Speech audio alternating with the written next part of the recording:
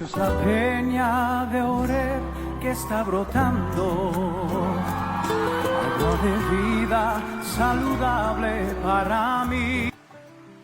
Agua de la roca. Buenas tardes, amigos. Estamos un día más para poder compartir la palabra. Dios los bendiga. Dios los ama, los reconforta, los fortalece. Dios es su alto refugio. Como vimos en el capítulo anterior, estudiamos acerca sobre el pan, que es el maná, que Dios da, el pan de vida. Vimos cómo en ese momento se le fue dado al pueblo de Israel el 17º día de descanso, se le fue dado el maná. Ahora vamos a pasar a otro capítulo, que es el capítulo 17, agua de la roca. En el capítulo 17 dice: toda la congregación de los hijos de Israel partió del desierto de Sin por sus jornadas, conforme al mandamiento de Jehová, y acamparon en Refidim.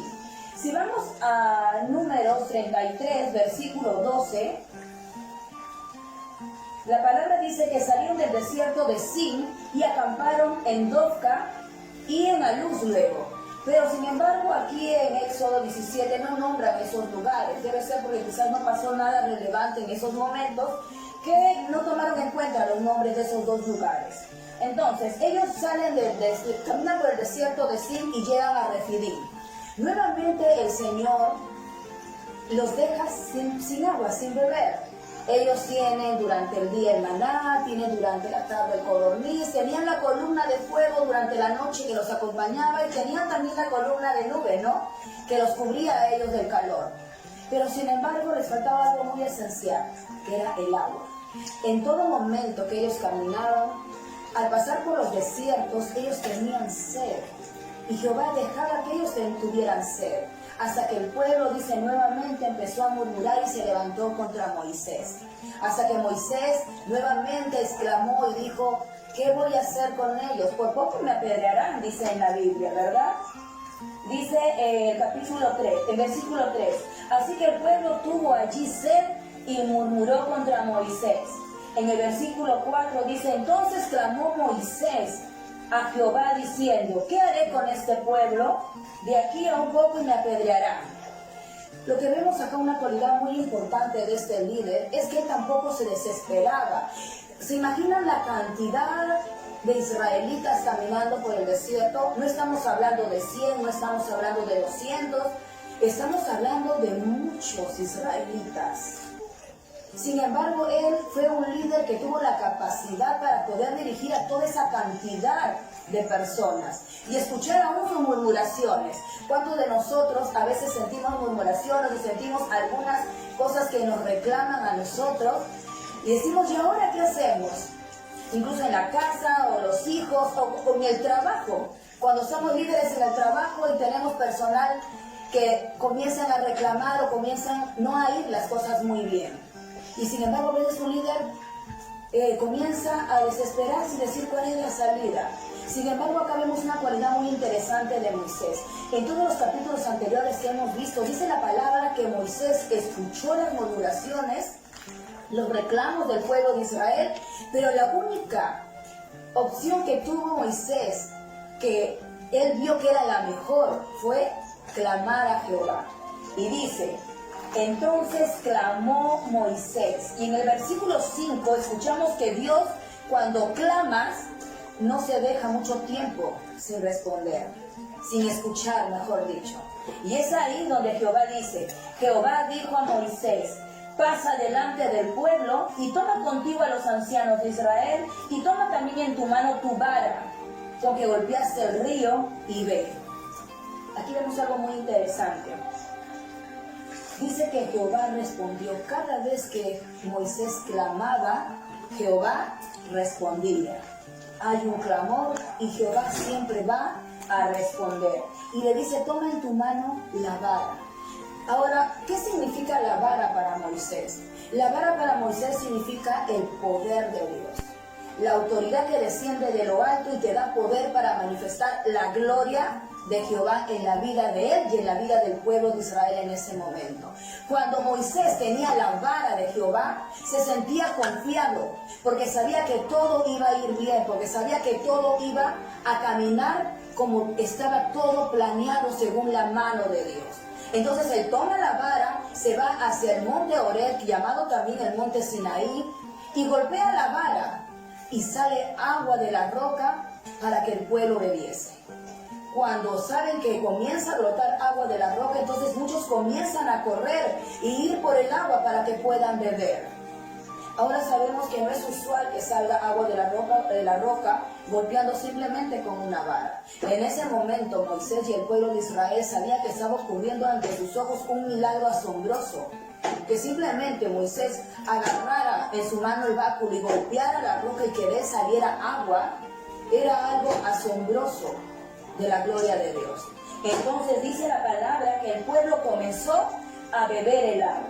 Si nos vamos a 1 Corintios 10:4, pueden irse a esa parte de la Biblia, me gustaría que lo hagan. 1 Corintios 10:4, dice la Biblia: y todos bebieron la misma bebida espiritual, porque bebían de la roca espiritual que los seguía, y la roca era Cristo.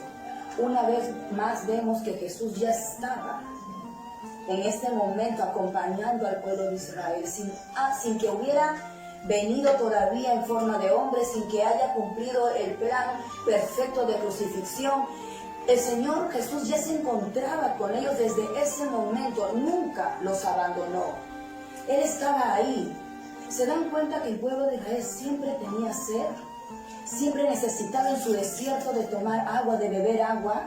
Y estaba ahí Jesús, ahí, al instante, Jehová, para darles de beber de su Hijo, para darles de beber de aquel remedio tan grandioso llamado Yeshua.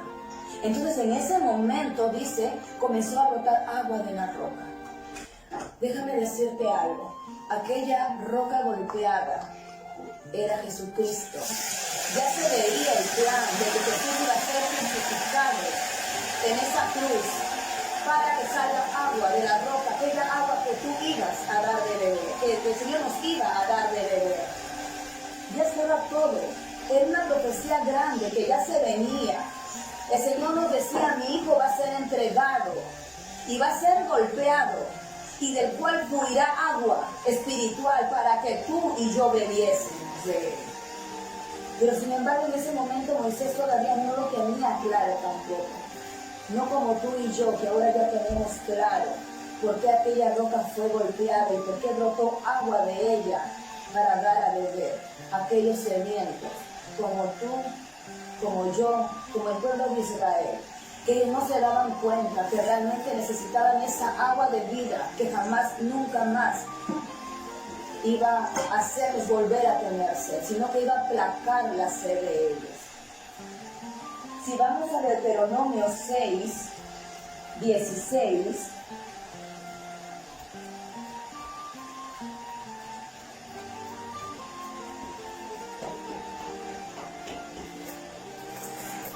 Deuteronomio 6:16,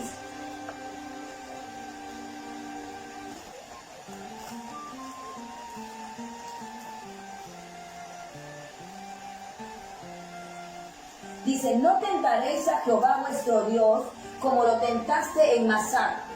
Cuando ellos dijeron, vamos al versículo 7, y llamó el nombre de aquel lugar Masá y Meriba, por la rencilla de los hijos de Israel, y porque tentaron a Jehová, diciendo: ¿está pues Jehová entre nosotros o no?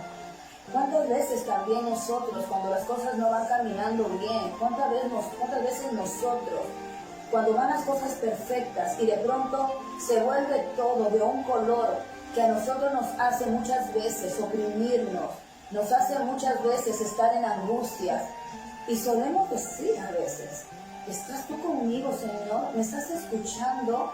¿Estás caminando a mi lado? ¿Estás viendo lo que me está pasando? Y el Señor en momentos en que guarda silencio, un silencio rotundo, y tú dices: no te escucho, quisiera saber que estás conmigo. Hay algo muy curioso. Hay alguien que también fue hacia el monte de Horeb buscando refugio, y encontró el refugio, y lo vemos en Elías. Dice la palabra que Elías, cuando fue perseguido por Jezabel, para que fuera asesinado por ella, ya que Elías había matado a todos los profetas de Baal, él huye de miedo, porque mandó a decirle que Jezabel que iba a asesinarlo. Entonces vemos al profeta Elías que corre al desierto de Oreb y se refugia ahí, se refugia en una cueva. Y vemos que Jehová le pregunta: ¿qué haces aquí, Elías? Y Elías le responde temeroso: es que, Señor, no han guardado tus estatutos, han matado a todos tus profetas y solamente he quedado yo, y he huido porque me quieren matar. Dice en ese momento que hubo un terremoto, fue un temblor fuerte, hubo un viento muy fuerte también. Y dice que ahí Jehová no se encontraba, la voz de Dios no la pudo escuchar. Sin embargo, luego pasó un viento apacible y ahí recién escuchó la voz de Jehová. Muchas veces nosotros, en medio de muchas circunstancias fuertes, en muchos temblores, en muchos terremotos, en grandes tormentas, no vamos a escuchar la voz de Dios. Pero basta que calmemos, basta que guardemos silencio por un momento y escuchemos en ese ruido apacible, en ese silbido, la voz de tu Dios. Y es ahí donde Él te responde, como le pasó a Elías. Igual, y algo también curioso, que Elías caminó 40 días en el desierto hasta llegar a aquel lugar. Entonces no es coincidencia que el Señor utilice esa cifra para llevar al pueblo de Dios a una reflexión grande. En el caso de Moisés, al pueblo de Israel, quería enseñarles realmente qué era la valentía. Quería enseñarles realmente qué era ser el pueblo de Dios, con el espíritu valiente de seguir adelante, con el espíritu de quitarse, de abolir por completo aquella queja que acompañaba al pueblo de Israel y que aún a veces acompaña hasta ahora a los hijos de Dios. En el caso de Elías, lo llevó 40 días por el desierto hasta llegar a esa cueva, también en Oreb, para quitarle el miedo, porque era un profeta y un profeta no puede tener miedo. Sin embargo, Elías se llenó de miedo porque querían asesinar. Entonces vemos que el Señor lo que hace a nosotros es fortalecernos, de quitarnos todo aquello que obstaculiza nuestro ministerio, como lo hizo con Moisés, como lo hizo con el pueblo de Israel y como lo hizo con Elías también. Más adelante vemos que Amalek le hace la guerra a Israel. Cuando de la roca empieza a brotar agua, todo el pueblo de Israel empieza a correr para poder coger el agua que brotaba de ella. Sin embargo, seguramente quedaron atrás aquellos que eran mucho más débiles, como los ancianos, los niños o las mujeres embarazadas. Porque si vamos a Deuteronomio 25, versículo 17, dice: acuérdate de lo que hizo Amalek contigo en el camino, cuando salías de Egipto, de cómo te salió el encuentro en el camino y te desbarató la retaguardia de todos los débiles que iban detrás de ti, cuando tú estabas cansado y trabajado y no tuvo ningún temor de Dios. Recordemos que había muchos pueblos que habían escuchado de los milagros que había hecho Dios, Jehová. Entonces nadie podía ir contra el pueblo de Israel, pero Amalek no tenía temor ninguno por Dios, ni mucho menos de poder irse contra el pueblo de Israel. Por tanto, cuando Jehová tu Dios te dé descanso de todos tus enemigos alrededor en la tierra de Jehová tu Dios, te da por heredad para que la poseas, borrarás la memoria de Amalek debajo del cielo. No lo olvides, dice Jehová. Entonces vemos que Amalek prácticamente se fue contra el pueblo de Israel a traición, cogiendo a los más débiles en ese momento, mientras todos los más fuertes habían ido a coger el agua de la roca. Y dijo Moisés a Josué: escoge los varones y sal a pelear con Amalek. Mañana yo estaré sobre la cumbre del collado y la vara de Dios en mi mano. Nuevamente Moisés se aferró al poder y a la autoridad de Jehová para poder vencer, para tener fortaleza contra lo que iba a suceder en ese momento. Moisés, hay que ver siempre que tuvo un carácter muy fuerte y todo lo quería él hacer a la fuerza y a la pelea y a la guerra, porque fue criado así. Fue formado de esa forma. Pero en este momento, a quien le tocó pelear fue a Josué. Y le tocó a Moisés orar por el pueblo de Israel. Recordemos que mientras Moisés tenía las manos levantadas al cielo, dice que el ejército de Israel prevalecía sobre Amalek. Pero sin embargo, cuando Moisés se cansaba y sus brazos bajaban, dice que era Amalek el que prevalecía sobre Israel. Ahora, para contar un poco de reseña histórica, Amalek sabemos que viene a ser el nieto de Saúl, viene a ser un hijo ilegítimo del hijo de Saúl. Entonces no fue un hijo reconocido, ni sus hermanos querían tenerlo cerca. Es por eso que Amalek es el pueblo que se forma solo. Es un pueblo que comienza a irse y a robar y a obtener todo lo que no podía obtener. Era un pueblo que se levantó contra Israel y fue lo peor que pudo hacer, levantarse contra el pueblo de Dios. Aquí vemos que Moisés requiere la ayuda de dos hombres. No lo pudo hacer solo, sabía que necesitaba la ayuda. En ese momento subieron al collado Aarón y Hur. Hur se dice que bien pudo ser el esposo de la hermana de Moisés, María. Ellos dos levantaron los brazos de Moisés, mientras este líder muchas veces durante el tiempo que estaba orando se cansaba. Si bien es cierto, una pelea física cansa, pero también muchos momentos de oración debilitan al líder. Y es ahí donde la fortaleza de Dios entra y te dice, sigue adelante, que yo soy tu fortaleza. Donde terminan tus fuerzas, comienzan las mías, dice Dios. Pero también necesitamos de personas que ayuden al líder a soportar esa carga, a soportar todo aquello para poder seguir adelante con la obra. En ese momento se encontraba junto a Moisés, Josué y Hur. Y sucedía que cuando Moisés alzaba su mano, Israel prevalecía, y cuando él la bajaba, prevalecía Amalek. En el versículo 13 dice que Josué deshizo a Amalek y a su pueblo a filo de espada. Esa fue una victoria milagrosa. ¿Saben por qué? Porque el pueblo de Israel nunca peleó. El pueblo de Israel estuvo subyugado 430 años bajo el látigo egipcio. Ellos estaban débiles, no comían bien. No sabían pelear en ese momento, no habían estado entrenados para una batalla. Sin embargo, Jehová de los ejércitos estuvo ahí en medio de su pueblo. Amalek, en cambio, ellos estaban acostumbrados a la guerra. Y algo muy curioso también aquí es que el Señor no quiso que el pueblo de Israel pasara frente a los filisteos para que ellos no vieran la guerra y no se desanimaran, dice la Biblia. Por eso los llevó por el Mar Rojo. Y sin embargo aquí ellos no buscaron guerra, ni vieron una guerra. Pero Amalek sí les buscó la guerra. Y sin embargo, el Señor los sacó adelante y los hizo ganar de una forma milagrosa, así como a ti y como a mí. Cuando el enemigo se levanta, sin que tú hayas dado motivo alguno, ten por seguro que el Señor está ahí y jamás dejará a su pueblo avergonzado ante el enemigo, ni ante los demás que ven, sino el que Él se fortalece y se glorifique en cada uno de nosotros, demostrando su gloria, su poderío, su soberanía, y nos saca adelante como sacó al pueblo de Israel en ese momento. Ahora, si vamos a hablar de la batalla que peleó Josué, la palabra Josué significa también Jesús en griego. Es lo mismo. Vemos acá el paralelismo entre Josué y Jesús. Josué luchando abajo con el pueblo de Israel, liberando al pueblo, llevándolos a la tierra prometida, repartiendo la heredad a cada uno de ellos. Siempre el Señor ha estado entre nosotros.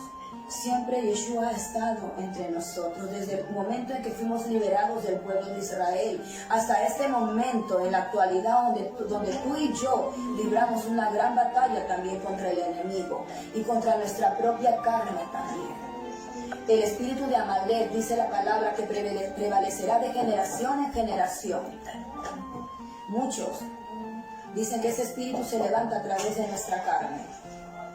Pero es tu tarea y es la mía, derrotar por completo a ese espíritu de Amalek y dejar que prevalezca el espíritu de Jehová de los ejércitos dentro de ti y dentro de mí. Dejar que prevalezca Jesús en tu vida y en mi vida.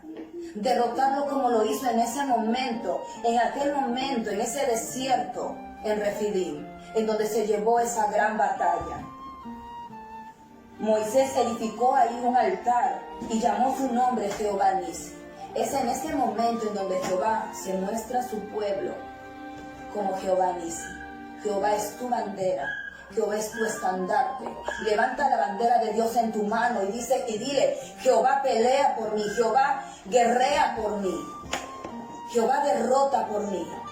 Recuerda que los caballos se alistan para la guerra, pero es Jehová quien da la victoria.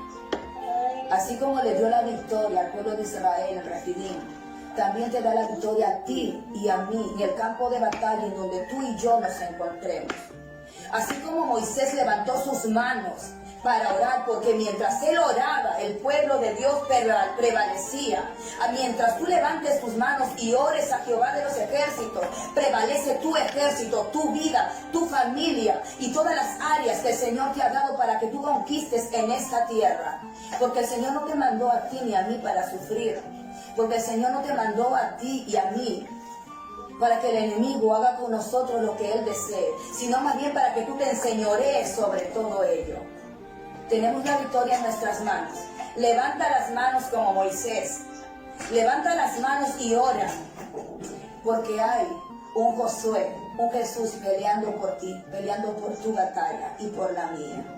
Este capítulo es agua de la roca. Aquella agua que el Señor te da a beber a ti y a mí, que le dio a beber al pueblo de Israel desde ese momento. Sigamos adelante, que hay mucho por hacer. Sigamos adelante, que tenemos esa agua que jamás nos dejará de ser ni jamás nos dejará de hambre. Dios te bendiga, iglesia, que este espacio sea de mucha bendición para ti, que este espacio te haga encontrarte con Jesús rostro a rostro, cara a cara, y podamos conocer mucho más, un poco más de la historia del pueblo de Israel, desde que fuimos liberados de Egipto hasta nuestra actualidad. Gracias te damos, Señor, por todo lo que tú nos das. Gracias, Padre eterno, porque estamos en tus manos, porque tú peleas nuestra batalla, porque tú eres Jehová Nisi, porque tú nos mandas al desierto para fortalecernos, para aprender cada vez más de ti, para que tengamos y pidamos esa agua que es tu Hijo Yeshua y jamás tengamos sed.